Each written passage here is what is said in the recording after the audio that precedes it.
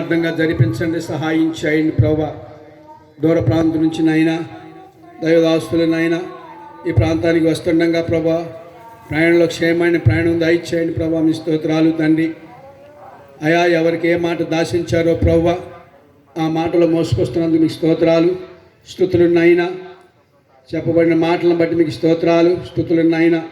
ఆ మాటల ద్వారా జీవితాలు కట్టబడడానికి సహాయం చేయండి ప్రభా. మీ స్తోత్రాలు స్తుతులున్నైనా.